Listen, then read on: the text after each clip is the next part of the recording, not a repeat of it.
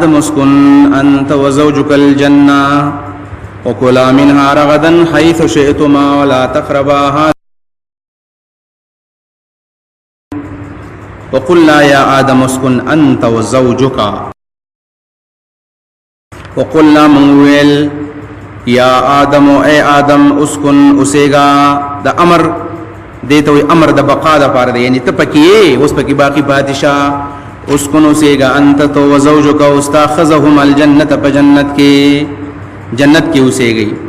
آدم علیہ السلام او ہوا آدم او ہوا آدم علیہ السلام اللہ دا خاور نے پیدا کرے دے او دا غی خزہ ہوا دام یا دا خاور نے پیدا دا قرآن کی راضی چو خلق منها زوجها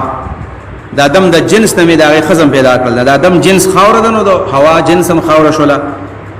دا میو تفسیر دے چی دعا دا خاور نے پیدا دی او دویم دا چی حدیث راضی چی ان المرأة خلقت من ضلع خزه د پختین پیدا ده او د آدم علیہ السلام د کسي پختین پیدا ده ان شاء الله سورۃ النساء کې بدغه وضاحت بیا کو آدم علیہ السلام او خزه ته الله وی تاسو جنت کې اوسېږئ خدای مستقل د جنت لپاره پیدا کړی نه دی دا به یو ځل را کوزي خو په حال جنت کې آدم علیہ السلام اوسېږي او خزه اوسېږي الله ورته کم ځای کې جستا سو کم خوراک خوخي هغه کوي دا کم جنت دی دا کم مشهور جنت چې هم دا جنت دی دا ځکه چې بعضی تفاسیر کې دا راغلي دي چې د دې جنت دا مشهور جنت نه مراد بلکې دې جنت نه مراد د په دنیا کې یو باغ دی چې باغ کې اوسېږي دا خبره سراسر خطا ده چې دا عام باغ دی ځکه چې جنت په اسمان کې دی او باغونه په ځمکه کې اولان دي چې تاسو راشي فازلهما الشیطان عنها فاخرجهما مما كان فيه وقلنا اهبطوا راكشي نو کوسي مطلب دا د بر نه لاندې لاړ شي نو جنت بر د لحاظ دا الجنت نه خاص جنت مراد ده بل جنت نه ده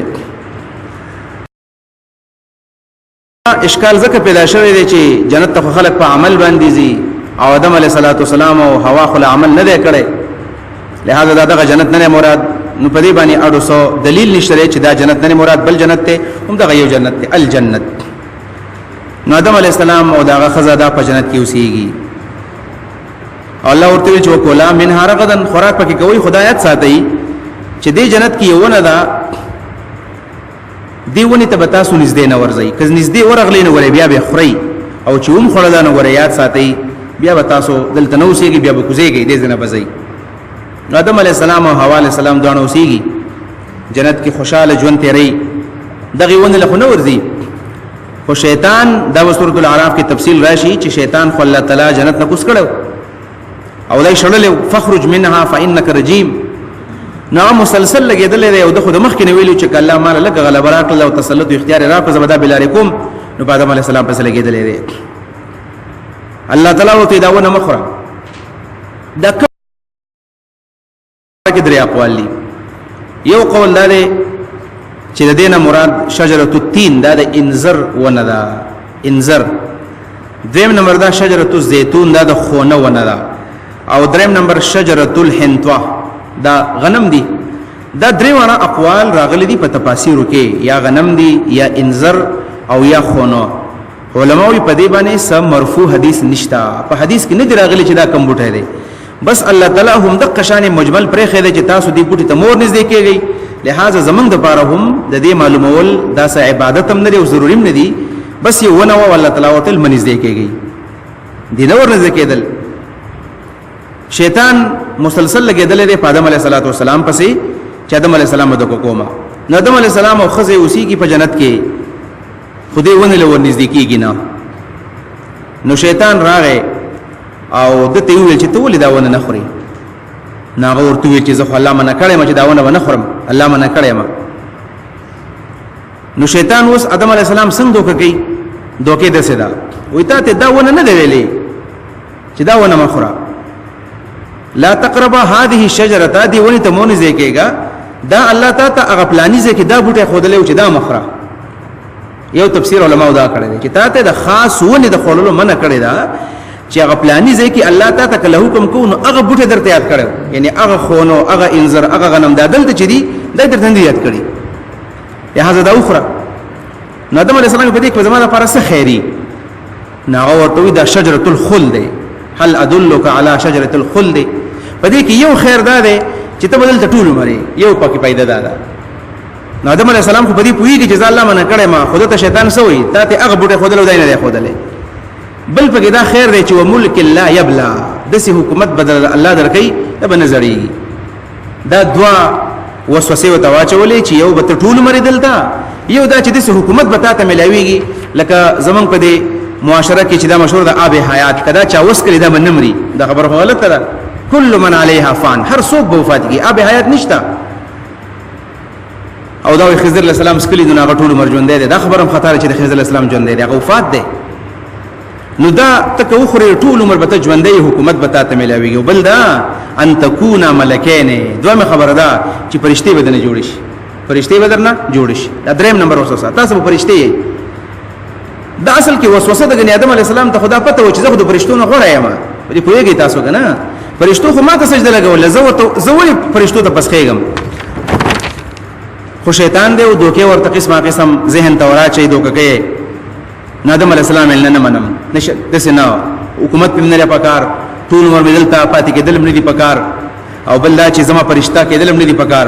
نو دا ورته وقاسمهما قسم ورته وکړو چې انی لکما لمن الناس ان زر تاسو خیر خوایم چې قسم کله وکړو او به دا دعوه وکړه چې تاسو خیر خوایم په دقه ځای کې آدم علیه السلام وی چر نه الله په چې قسم وکړه ته معلومیږي چې دا خيار څوک دی او خيار دی نو زه ټیک دوه به خورم نو آدم علیه السلام او حوا علیه السلام هغه رانږدې شول اول وی حوا خزه د بوټي وخړو به په خپل خاون باندې وخړو فاکلا من هرغله خوراک ته شوی دی یوازې نزدېکت نه دی ولل الله چې لا تقرب من نزدېک کې داغه وجدا ده چې سړی کله ګناه ته ورنږدې شي به تی ګناه کیږي وانتم سکارا دا نشه په حال کې منستمو نزدې کېږي ځکه چې نشو کې منس کې نو غلطي به نه کېږي یا الله ولا تقربوا الزنا زنا تمو نزدې کېږي نزدې شو یو د ګناه کېږي چې خوراک ته وکړو نو بس الله تعالی ته جنت لباس واغستو او یو بل ته بدنونو ښکارا شو د اوسه پرې ول بدن نو لیدلې وتفقا يخسفان عليهما من ورق الجنه او دا غنه بعد جنت په پاڼو باندې ځان پټاو او ډیر زیات خپشو او فورن الله ته متوجي شو چې الله بس ظلمنا انفسنا الله په ځان باندې ظلم وکړو دغه مضمون التبياني وقلنا من قول يا آدم يا آدم اسكن وسيغا انت تو وزوجك واستخذا دا نحو یو قانون پکې یاد ساته اسكن کې خو ضمیر اسم انت پټ پروت دی دا انت ویل ولې راوړل دی اسكن کې خو انت ضمیر متصل شته منفصل ولې کو نو قاعده ده نحو اورا چې عطف په ضمیر متصل باندې بغیر د اعاده د منفصل نه ناجایز دی د مرزور نشته چې موږ زوجک عطف کو نو انت به کراوستو یا آدم و آدم اسكن وسيغا انت تو وزوجك واستخذا الجنت فجنت جنت بجنت کې علماء دلته مسله راوباسي چې توستا خزبه جنت کې اوسېږي الجنت یو ځای او خزو خاوند دی معلومه ده شو خزبه د خاوند په سکنا کې په اوسېدو کې تابعداري او تابع وي چې خاوند په کوم ځای کې اوسېږي خزو په هغه ځای کې اوسېږي خزو دا مطالبه د خاوند نه نشي کولای دا به جای چې دا خپل خاوند ته و چې مال وا دلته نو یو ځای کور کې نو څنګه مال بزان له کور جوړای نو خاون به دا شرط نه مونږ د خزه سره ځکه چې خاون په کوم ځای کې اوسېږي په قضا کې به خزه سره اوسېږي خزه د خاون تابعدار ده خاون د خزه تابعدار نه دی دا خاون ډېر کمزوري خاوني چې دا د خپل خزه تابعداري او د خپل مور او پلار کور بیا پریګ دی او د خپل خزه کور کر بیا لا شي دا د مور پلار کر اوسېږي بل ځای دا غلطه خبره ده ځان له کور جوړ څه ګناه نه ده وکلا منها خریتا سدوانا د دې جنتنا کلا دلته دوانه په یو څه کې باندې کړل معلومه ده شو چې په خوراک کې اوس خزه خاون تابعدار نه ده چې خاون کم خوراک کې خزه به خامخه کوي نو دا څنګه ده خاون یو قسم خوراک کې خزه بل قسم خوراک کې دا بالکل جایز ده خاون وې زبا غوخه خورم خزه وې زبا غوخه نه خورم زبا ساق خورم بالکل ټیک ده یو ز شربت کم بل ساده وبس کم دام ټیک ده دا جایز دی وکلا منها خریتا سود دې جنت نار غدن پراخ مطلب دا چې ممانعت نشتا حيث شئتما حيث مکان دې کم مکان کې جستا سو خو خید کم زینه خوري او یو یاد ساتي ولا تقربا دوان منځ دې کېږي هذه شجرتا دیونتا داونه که په هر ځکه دا منځ دې کېږي ورتا کنيز دې شي ورتا فتكونا شيبتا سدوان من الظالمين د کمی کون کنا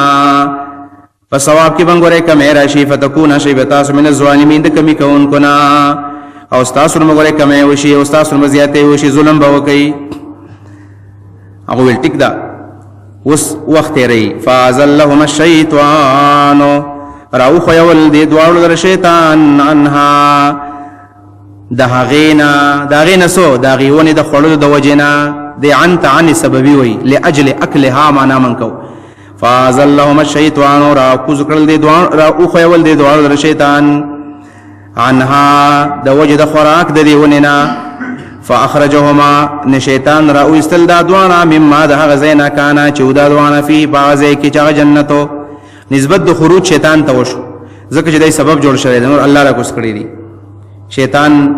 آدم علیه السلام او حوا علیه السلام د وکړل دلته یو سوال لازم ده چې آدم علیه السلام او حوا علیه السلام په جنت کې دي او دا شیطان الله مخ کی جنت نه را کوس کړی دی دا خو جنت کې نه دی الله را کوس کړو فخرج منها فانك رجيم وان عليك اللعنه الى يوم الدين دا ورته ویلو نو بیا څنګه جنت ته لاړو دا دومره زور ورو چې الله منع کړو بیا هم جنت ته لاړو نو تفاسیرو کې قسم خبري ذکر دي او اکثر اسرائیلیات دي یو خبره پکې دا چې دا د شیطان جنت ته چلاړو دا د مار په خوله کې یا د مار په شکل کې لاړو د مار په خوله کې ځان بند کو او یا مار ته جوړ شو ځکه شیطان خو پیری دی د پیری خدا تعریف ته چې جسم ناری يتشکل باشکال المختلفه دا یو د اور یو جسم دی او دا مختلف شکلونه جوړول شي ځان نه مار جوړ کو یا د مار په خوله کې ورننه وته او لاړو دنه دا تفسیر خطا دی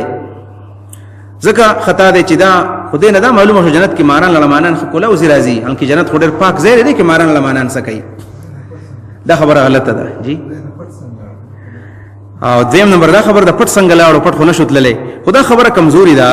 چې دا د مار په خوله کې تللی دی دویم نمبر بعض علما دا توجیه کوي چې دا خو جنت ته نه دی ورغله خو دومره قوت خو الله ورکړو چې جنت ته بر اور خطلې او نږدې شوی نو دای د جنت نه بار کوم کړکۍ ده کوم دروازه ده پاغه کې ورته आवाज وکړه کدي جمعات نه بار سوګي او د بار ځای کې دنه سوګ आवाज وکړي جنت نه بار د دنه نه راغله خو आवाज ورته وکړه او دریم نمبر علما دام بیانوي چې پر اتلو کې دا خبره وکړه پتلو کې ډیر زیات الله ورته ول بس تم ترجیمه تمرجومه په لعنت ملعون شوی دا چې تلونو پر اتلو کې خبره وکړه آدم علیه السلام ته چې ګوره تمره پس روانه خو کدا دا کارونه دی وکړن ته بچي او زه خو اسم تبا برباد شوم په اتلو کې دا خبره وکړه په اتلو کې خدا ټوله داسې تکلفات دي صحیح خبردار تاسو سورته اعراف راوړل نمبر 20 په هغه کې خبره به خسانه ده دې جوابونه ته اړواجت نشته او هغه جواب دار چې شیطان ته الله تعالی دا قوت ورکړی دی چې هغه وسوسه کولی شي او دا په وسوسه باندې دا کار شوی دی په وسوسه باندې ګور ورته دا دی آیت نمبر 20 د 19 نیواله نو بیا وپوش ویا آدم اسكن انت وزوجك الجنه آدم دوست اخذ جنت کی اوسېږي فکلا خریتا سمن ہے تو شیطان کم لیکم چې خوخوي ولا تقربا من ذکیږي هذه الشجره دی بوټیتا فتكونا نشيبتا من الظالمين د ظالمانونا فوسوس لهم الشیطان وسوسه وکړه د دوانو ته شیطان په خپل ځای کې دی پزمکه کې دی وسوسه شیطان آدم علیه السلام ته جنت کې ورسېدله دا پزمکه کې دی او وسوسه چیرته ورسېدله آدم علیه السلام ته ورسېدله الله وی لهدا وسوسه دا دغه جوابون ته واجب نشته اړو جنت ته تل نه دی او دا خو حدیث کې راځي چې ان الشیطان یجري من الانسان مجرى الدم شیطان دا د انسان په دې رګونو کې ګرځي را ګرځي دومره قوت الله ولا ورکړی دی نو چې د شیطان د انسان پر کتلیش لہذا وسوسم کولیش فوسوس لهم الشیطان ليبدي چخکار کی لهما د دوانو تما اغسوري عنهما چې پټشیو د دوانو من سوءاتهما چا د دوانو لا شنو وقال ما نهاكما ربكما ورتل ما نهاكما ني منکړی تاسو دوانو ربكما تاسو رب عن هذه الشجره دیوننا الا مگر ان تكونا ملکین چې تاسو فرشتي جوړی شي او تكونا من الخالدين یا بشید همیشه اوسیدون کنا توها کی راضی هل ادلک علی شجره الخلد وملك لا يبلى وقاسمهما قسم ورتوكل اني لكما يقينا زستا سدوان دفار من الناسين د خير خواهان نيما فدلهما بغرور فدغدوكو بدا وسوسبان راكوس فلما ذاق الشجره كلچي ونوسكلا بدت لهما سواتهما نخللدا بدا وسوسه لهذا خبر اسانه شو فاخرجهما مما كان فيه وقلنا من قول اهبطوا كشيتا بعضكم لبعض عدو باستاسو د بعض د پر دشمنان دي کوشي بعضي باستاسو د بعض دشمنانی دا بعضي سوق دي اول بعضي سوق دي دویم بعضي سوق دي نو اول بعض آدم علیہ السلام و حوا علیہ السلام، دویم بعض شیطان. زي تاسو دنیا تا او تاسو به د شیطان دشمنان یې، نو بعضکم لبعض عدو، تاسو د یو بل دشمنان یې، دشمن ورته وایي ان الشیطان لکم عدو فاتخذوه عدوا، دا دشمن دی، دشمن ورته وایي. دویم تفسیر دا دی چې بعضکم لبعض عدو، دا خصوصي طور باندې آدم علیہ السلام ته وایي چې ستا د بچي به ګوره اختلاف کوي، په دې کې به څه ښې سبب دي، سبب هم په دې شیطان پسې ځي او سبب ستا تابعداري او د یو بل سره دشمني شروع کړي. ولکم فی الارض مستقر ومتاع الى حین، ولکم استاسو دفارا فی الارض پزمکه کې. دا دویم دلیل دی چې جنت نه دغه خاص جنت مراد دی. وسوی ولکم فی الارض مستقر، پزمکه کې مزده دی، د بر نه راکوس کړل استاسو دفارا په دې ځمکه کې مستقر د اوسېدو ځای دی. مستقر مراد دنیا دا یا قبر دی. ومتاع الی حین، او فائدہ دا د وخت پورې. حین مرته الی حین معنا الی الموت یا الی القیامه، د قیامت پورې د مرګ پورې راکوش ازمکه تن راکوز کړل. فتلقى آدم من ربه كلمات فتاب عليه. فتلقى دو معنی دی، یا فتلقى معنا اخذ واغستل آدم علیہ السلام، یا تلقى تعلم یاد کړل آدم علیہ السلام من ربی د خپل ربنا کلمات یوسو کلمه. فتاب علیه دبل نعمت ته، نعمت رابع سلورم. فتاب علیه الله رحم کو پدبانه، رحم کو توبه ول قبول کړه. فتاب علیه توبه قبول کړه آدم علیہ السلام، رجوع رحمت وکړه آدم علیہ السلام باندې، توبه قبول ولم رحمت دی. انه بشک الله هو التواب، الله بار بار توبه قبولون کړي. الرحیم همیشه مهربان دی. آدم علیہ السلام د الله نه کلمې یا لیکلي، دا کومې کلمې وي؟ دا تفصیل بیا په تفاسیر کې موجود دی، حدیثو کې، چې آدم علیه السلام کله هم ونو خړلا د جنت لباس، د جنت کپڑے ته الله واغستلې، د یو بل بدن ته نو کتلې، د یو بل بدن ولیدو، نو پوه شول چې زمونږ نو شو غلطي، چې غلطي را نه وشوله، لہذا آدم علیه السلام فورا توبه وستله. توبه صدا دې کلمو په اړه کې په تفسیرونو کې مختلف اقوال لغلي، اجمالی طور باندې تاسو مخویم صرف خبر ذهن کې کینی. یو ودا دا چې آدم علیہ السلام دا کلمې ویلې، سبحانك اللهم وبحمدك وتبارك اسمك وتعالى جدك، دا کوم چې موږ ثنا وایو، سبحانك اللهم وبحمدك وتبارك اسمك وتعالى جدك ولا اله الا انت، لا اله الا انت